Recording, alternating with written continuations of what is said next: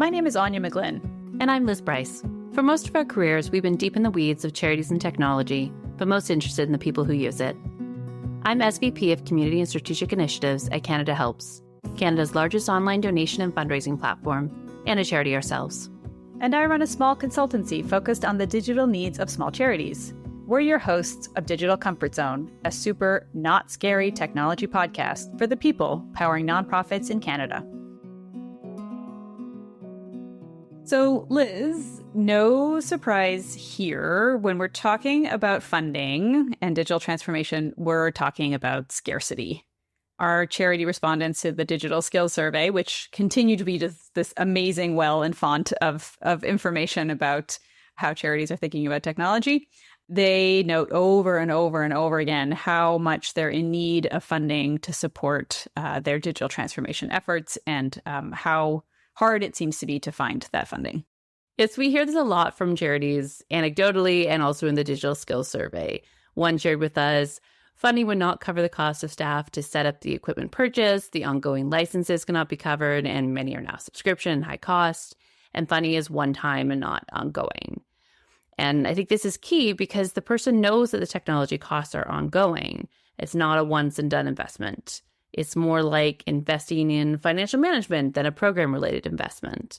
Yeah, exactly. So it's we're not talking about administrative costs here. We're not talking about overhead because being a technology-enabled organization really it's a whole team effort. And making the shift from having not necessarily been so reliant on technology to using it really well, it's a change management exercise, right? So it's not an administrative exercise. Like admin is like, okay, who's going to file our T3010s? Like, who's going to make sure that the rent is paid, right? These are specific tasks. Like, a change management exercise is something that the whole team has to be involved in, and that has to be resourced. And by resourced, I mean time and perhaps training and sometimes some third-party support.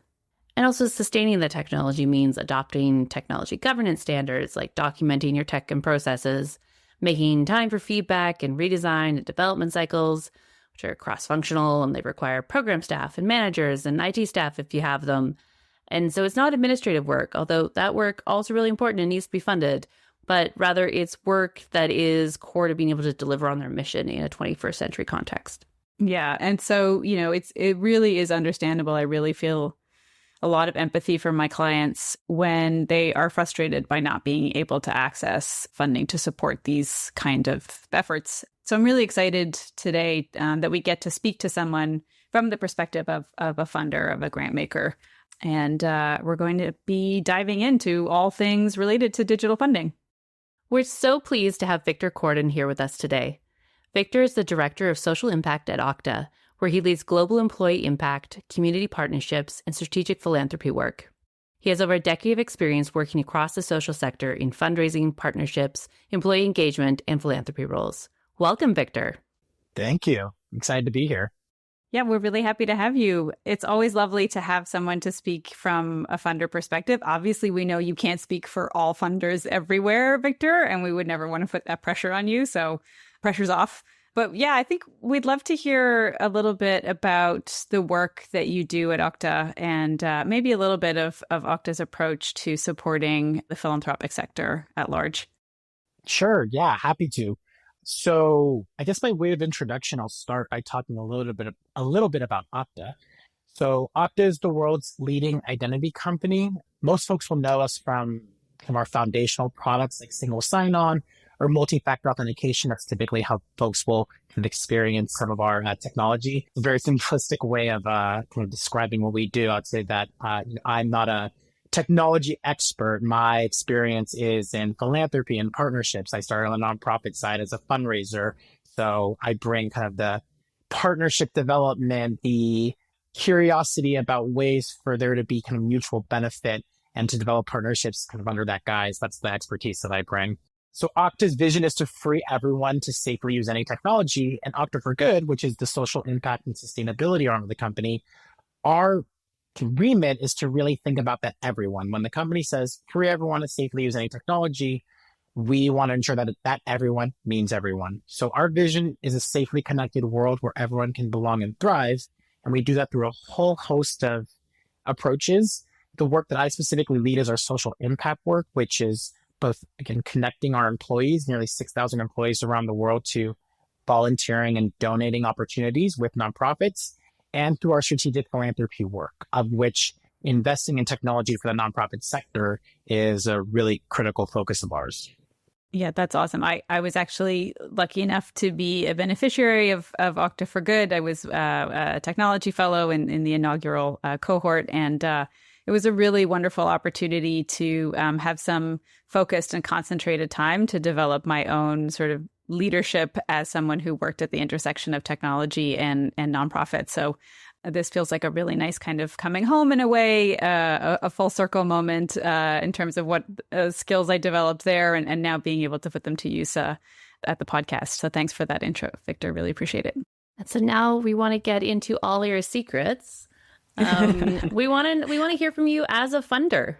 So speaking from that funder perspective, what do you think funders, I know, broadly are looking for, or maybe even just speak to your experience both at Okta and other places, especially when it comes to technology-related asks. So, like, what makes one ask successful versus another one? Like, what are the important things you want to see when someone's coming to you for funding or within the sector? Definitely. So Okta takes, I think, an interesting approach in the way that we are trying to drive digital transformation and technology enablement for the nonprofit sector. So our vision has been to contribute to a paradigm shift in the ways that nonprofits are funded and enabled to leverage technology. And that's been a North Star of ours since the inception of Okta for Good about 8 years ago. But rather than going and investing in the individual tech stacks of individual nonprofit organizations, which is incredibly important, and we can talk a little bit about the ways that we are trying to enable that, we have taken a bit of an ecosystem approach, really investing in those organizations that, for lack of a better word, are nonprofits that are helping other nonprofits with tech. And so that has been an approach that we have taken over the last couple of years. And I think that that's been really instrumental in really elevating this conversation and leveraging not only our funding, but our platform and our thought leadership to really advocate for the need for more funders, tech companies, corporations, philanthropy writ large, to really invest more broadly in technology enablement for nonprofits. So when I think about funders and what makes tech-related ask successful versus not, I think there's kind of standard evaluation criteria that philanthropy will tend to look at, right? Things like impact. Is this ask going to expand that grantee's capacity to drive programs and services and ultimately meet their mission? I think there's questions around feasibility. Does the grantee, or does this plan, is it realistic? And realistic can be, is the solution that's proposed truly a challenge of technology, or is it actually about something else? And how did the organization really arrive at this being the best solution to meet the purported problem?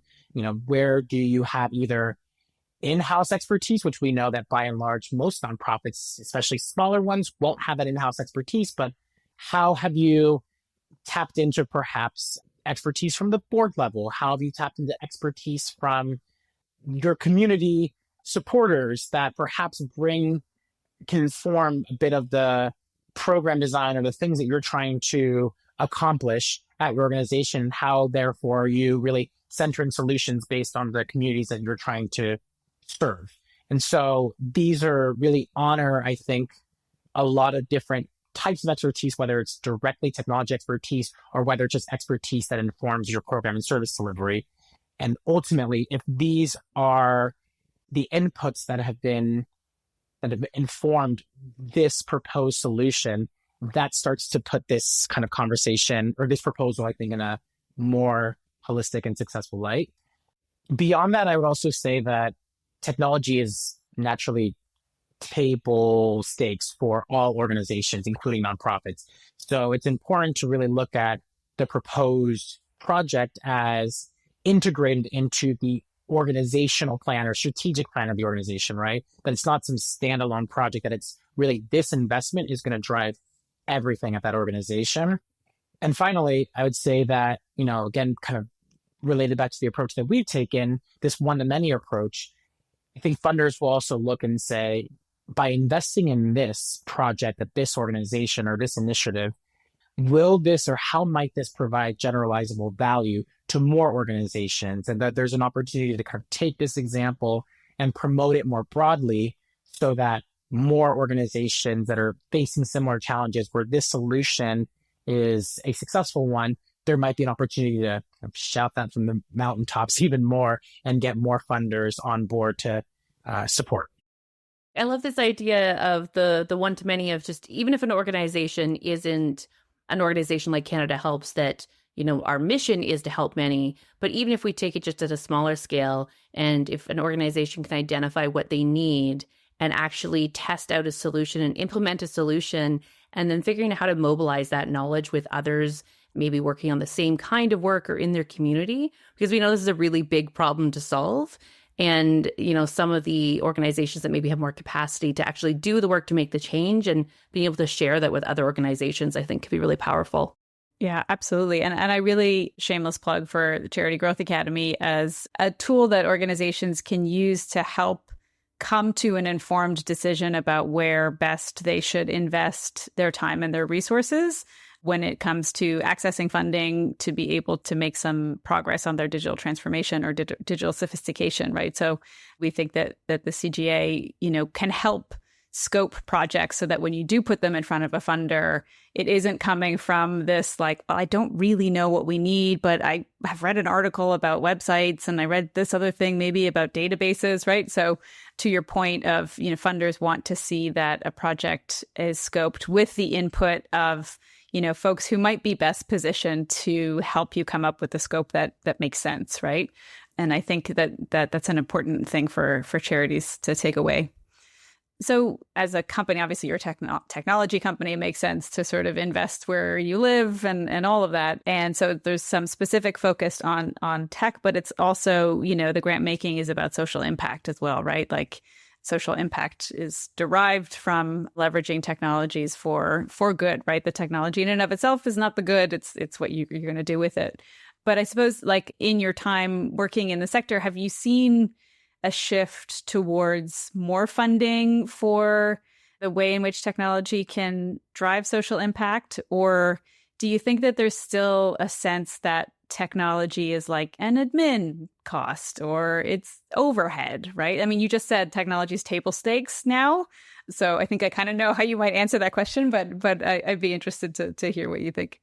Yeah, well, I want to underscore what you said. It's so important. It's the technology is not the solution in any of this, right? Like we're talking about technology, but we're talking about people. We're talking about the impact that technology can therefore have on the mission delivery and program delivery of different organizations, right, that are trying to create a more just and equitable world. So I think it's just important to name that because, again, technology is a proxy or it's a tool, but it's not the thing that we're trying to drive. And so I think that's really important. And with that, that's, I think, a message that I do see more funders, certainly those of us in tech space, right, starting to understand more readily and then therefore can speak from the same book, I guess, when it comes to our approach in terms of in funding technology and funding organizations to be able to leverage technology to do their work. And there's still a very vast gap that exists. One statistic that we'll share fairly often when talking about this work is that companies or the private sector will spend 3x what nonprofits do in terms of technology. And we know that that is in line with what's been decades, if not longer, of kind of underinvestment in infrastructure and things that are considered admin or overhead, but are critical to actually go and deliver the programs and services that nonprofits provide. All that said is that I do think that there's some really solid momentum, and there's two, I'd say, there are groups or initiatives that I think are really helping grow and sustain some momentum around tech as foundational investments for the nonprofit sector. So one is a group called the Technology Association of Grantmakers, TAG for short, based in the US, but is a kind of convening of membership organization that convenes philanthropic organizations who all share the same belief that funding technology for nonprofits is critical.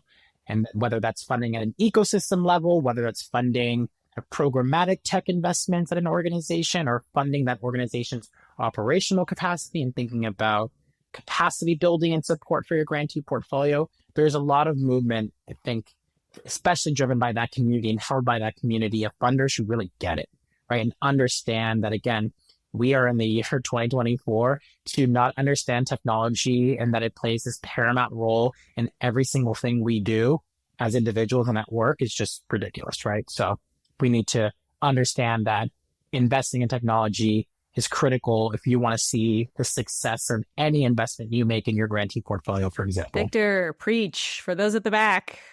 Yes, yeah, absolutely critical. Yeah, absolutely critical.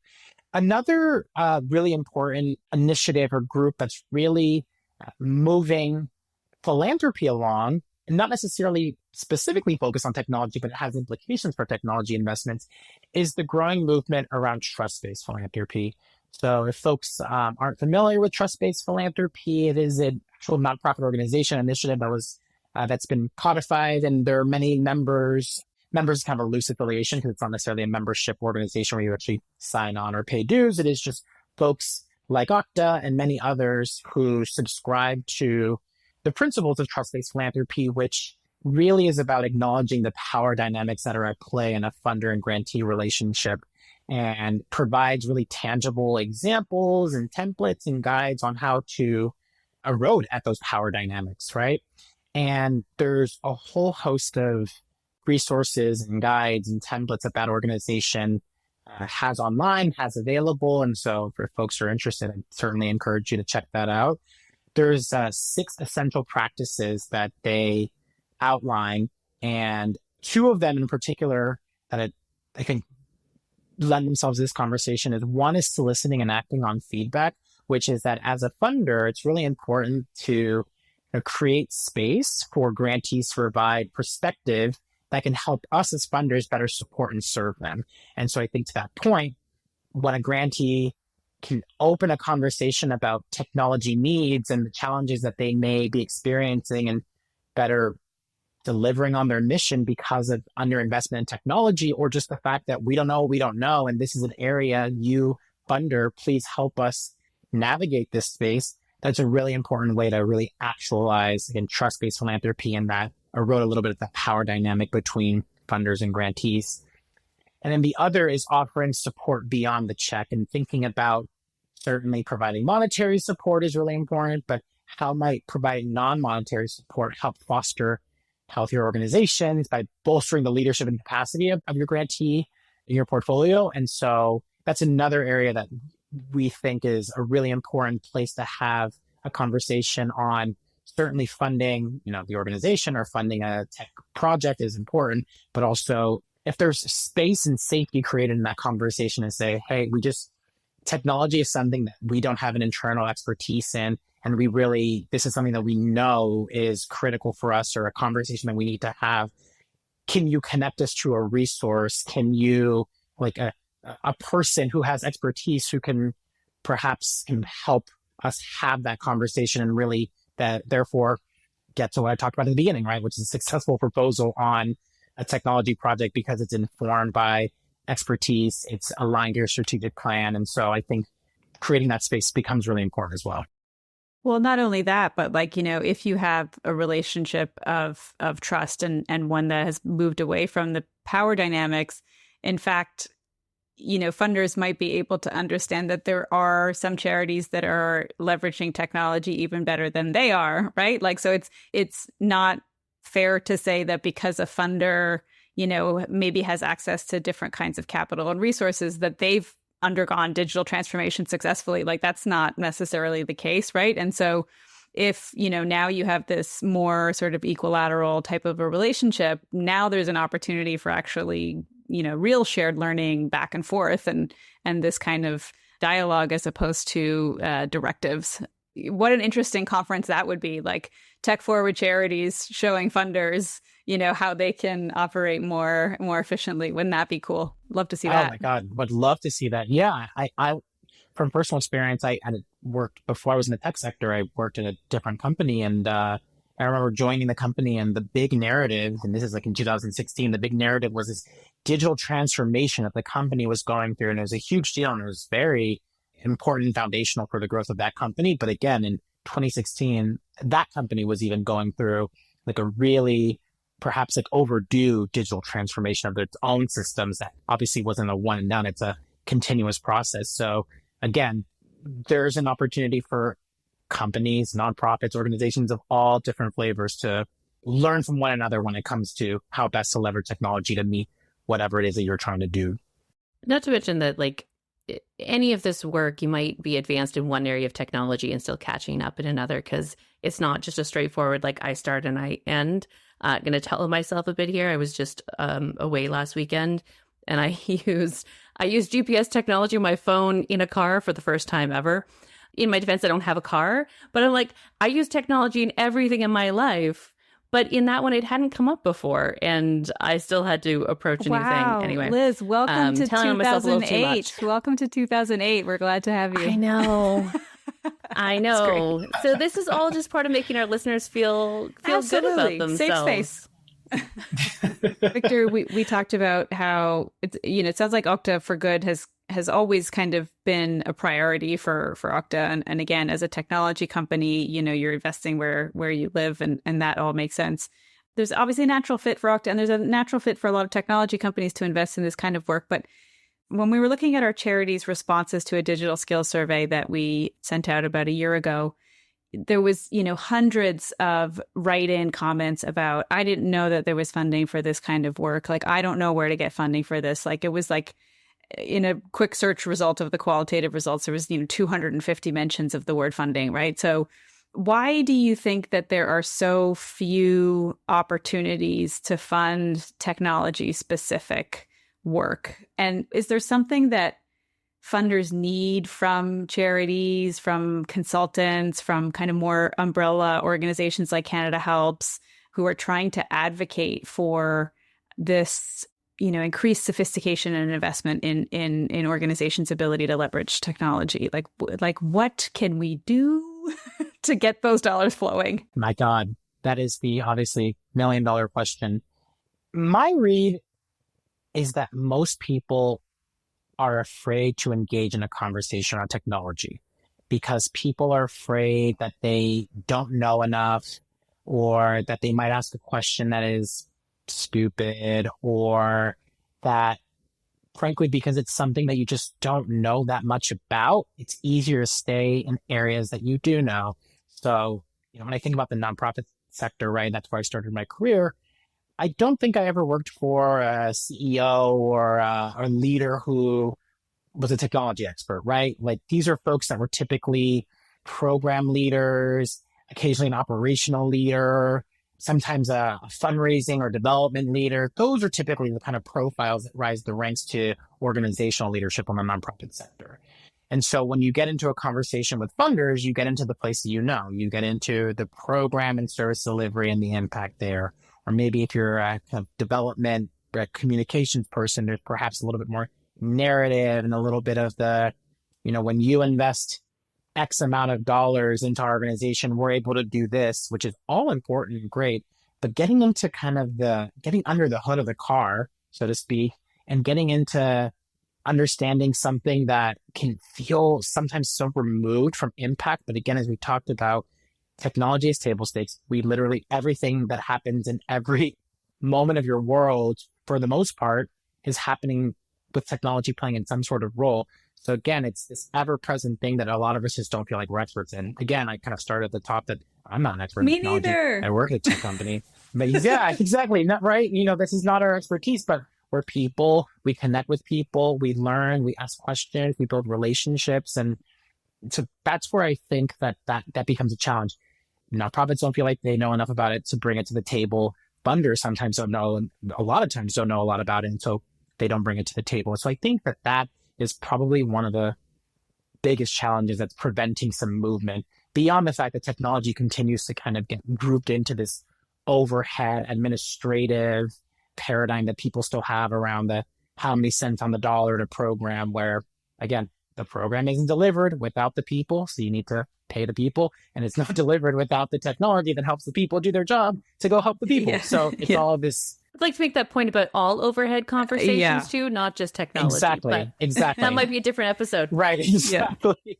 Yeah. I'm on the board of an arts organization. We're a dance and performance art presenter here in San Francisco, and it's like, hey, these windows have cracks in them. They're single pane. This is like an 80-year-old building. Like, yes, we do need to replace the windows and how this has an impact on our mission deliveries because this space isn't as hospitable or welcoming to the artists who are leveraging the space, which therefore has implications of us being able to meet our mission. So boom, I can make that connection. And many nonprofits are going to be able to find that, either something in their operations or something in their office or something, right? That again, fixing that has this tether back to how you're able to deliver on your mission. So I think in terms of what nonprofits can do or consultants or folks that are in and around the space of supporting nonprofits to effectively meet their mission, it is to really, easier said than done, but kind of hopefully move beyond the fact that you feel like you don't know enough. You know what you know and tap into that and, quiet the voice that says you don't know enough about technology to have this conversation. And then think about where is technology super foundational in the work that you do?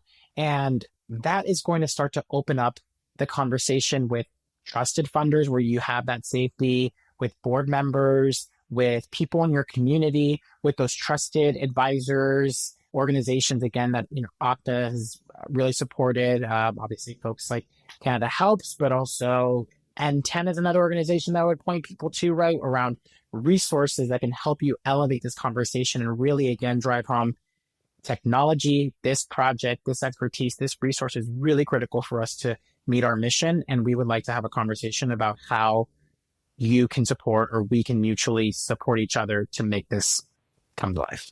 Absolutely. I mean, again, another full circle moment. I mean, the piece that I wrote when I was an Okta fellow was that there's no curiosity and shame, right? So if you are ashamed about what you don't know, you immediately become incapable of being curious about it, right? So moving past that sense of, well, I don't know enough to initiate this conversation and into, well, I do know a lot about my mission and I do know how I want that to be delivered. And it doesn't have to be, it has to be delivered through this kind of interface. It's more like I want to deliver an experience to our beneficiaries that surprises and delights them. I want them to be able to access our services on any internet-enabled device. Okay, great. Like that's enough to know about technology to then work backwards from there, right? That is enough. That's a great example. We deliver our services in person and we've got folks in the community using pen and paper and we're worried about this getting lost in translation. I wonder if technology can be helpful there. That's enough.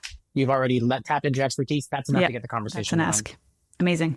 I remember hearing a story from somebody about a counseling nonprofit that was having a big problem with people missing their appointments. And so just thinking about what you're saying about like the people who are delivering the services, they can identify the problems too. Like we have a problem that our clients aren't coming to their appointments, which means we can't help as many people and it's wasting our resources. And the technology solution was a simple thing like automated reminders at certain times or something like that. But I think also thinking through opportunities to work with funders or partners to help find the solution is bringing the expertise of like, here's the problem, and then working together to find the right solution, whether it be technology or otherwise.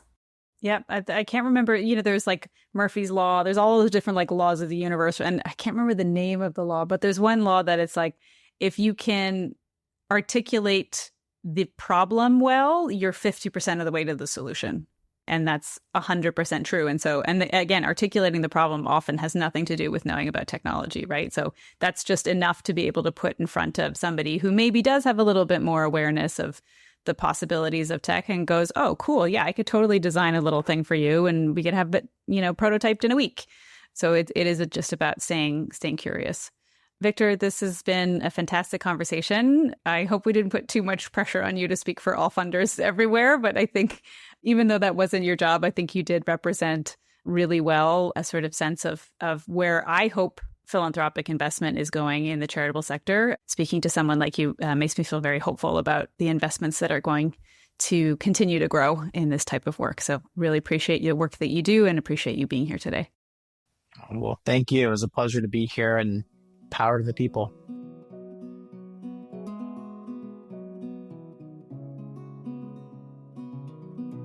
That was a really enlightening conversation, and perhaps maybe will come across as a little bit surprising for some of our listeners to hear a funder, talking very enthusiastically about trust-based philanthropy, right? And about changing the power dynamics between a funder and a grantee. I think a lot of small charities, and large charities for that matter, still get caught up in that power dynamic that exists between a funder and an organization receiving funding. And so I think that can kind of close down the ability to have really open conversations about what your mission is and what you need to be able to drive that mission forward. And so it was really refreshing to speak with a funder who was like, yeah, like, let's do that. Let's change this dynamic. And I think that's a really first important step to having conversations with especially longtime funders who maybe don't ostensibly fund tech, but to be able to say, hey, these are the kinds of things that we're trying to change in our organization. And you've been a longtime funder. And I know that technology isn't a specific pillar, but I know that mission delivery is a specific pillar. How can we talk about resourcing that type of work at our org? Yeah, but he was talking about it. I could feel the fear within me, right? Of, like if you have a funder like Okta, or you have that relationship where you can go to them and be really honest about what you don't know or where you need help, that's the ideal. But I would imagine for so many organizations, they're not at a place yet with their funders that they can be that open, particularly if it's a new funder or new in the organization. So I also really like I guess there were practical things, but just the things to think about when approaching a funder is like, if you don't have that relationship, like, what are the tools that you can use to at least still meet those needs? And so some of the things like, is it feasible? Do you have a long-term plan? This is our opportunity to plug Charity Growth Academy, right? Like, we actually did hear from one of our pilot charities that they said, we took our action plan and we used that to go to a funder and say, these are the things we need to do. Because if they don't have the tech skills now to identify it, that's okay. They can rely on tools like this or consultants or other people who can help them get to that point so that they can go into a funder and say, we've figured out what we need and here's how you can help us. And I think the feasibility question was the other one that really stuck with me, because you and I have talked about this before, of not always knowing what you need to do and that challenge of scoping a project. And so having something to help you sort of test the idea and how realistic it might be, and maybe break it down into some chunks to start building a plan rather than just being like, we need technology.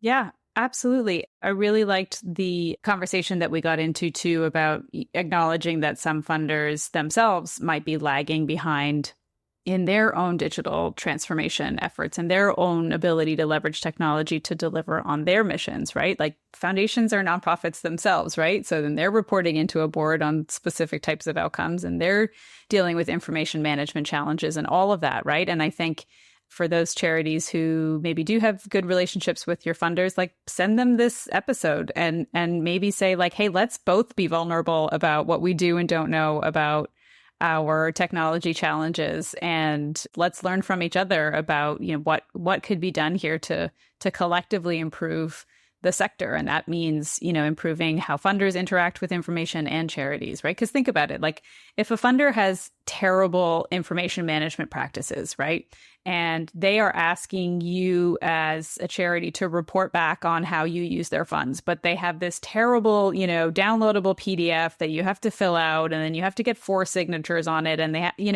and like, that's putting such a burden of effort on the charity who's already, I can't remember what the statistic is around like how much of every dollar that's funded out is used back in reporting, but it's not insignificant. It's somewhere in the sort of 25 to 30% range, right? So if the funders can think about their own information management practices and reporting practices and reporting requirements and start to think about how technology can help make those more efficient, they're actually returning money back to their grantees to use on mission-related work, right? So I think that, Victor set the table really nicely for that kind of conversation as well. And just on this topic of working, in sync and collaboration with your funder, making it easy on them. So if you don't have a tech-forward funder, make those connections between like the work that you're trying to do or what you'd like their money to help you do technology-wise with the mission. Why does this matter? That is not just technology even like beyond the time it's going to save you, that's all great too. But like, what's the better experience you're going to be able to deliver? How are you going to have a bigger impact? I'm just thinking his example of broken windows and those sort of infrastructure things. We think of physical infrastructure and digital infrastructure, but like how that impacts people's experience being in the space, the money donors might want to give you, the performers' health and safety, all those different things, like make it easy on your funders to see the connections. Yeah, absolutely. And the one last kind of tip or takeaway that I would add in there too, and I suggest this to my clients too, is instead of asking, a line item and a budget and a grant for, subscription costs for MailChimp, for example, or whatever email marketing platform you use, I suggest that they add that into cost of delivering impact, right? So if your goal is to increase, your reach by 30%, one of the ways that you're going to do that is by perhaps upgrading your subscription and you leveraging some automations once you've upgraded into that new higher paid version of that tool. And so that cost of that tool should be embedded in the mission delivery and not as this like overhead administrative cost, right? So it's just some like creative ways, and to your point, Liz, about connecting the technology back to the mission delivery as opposed to being like, oh, this is just a standalone cost, right? It can be helpful. Well, thanks for listening to Digital Comfort Zone. We hope we kept it fun and not scary. There were some really great takeaways from today's episode that should help you think about how you can access funding in your mission-critical digital transformation work. And the best way that you can get started on creating, for example, a really great scope that you can put in front of a funder is to check out the Charity Growth Academy and start your assessment today. You can do that right now without any costs. You don't need any funders. You can just do it yourself. And if you enjoyed today's episode, please give us a 5-star rating. This helps other people discover the show. Thank you to our amazing guest, Victor Cordon, our podcast producers, Christian Robillard and Richard Villeneuve at Purpose Podcasting. This podcast has been a production of Charity Growth Academy by Canada Helps. Support for Charity Growth Academy has been generously provided by MasterCard ChangeWorks and MasterCard Impact Fund.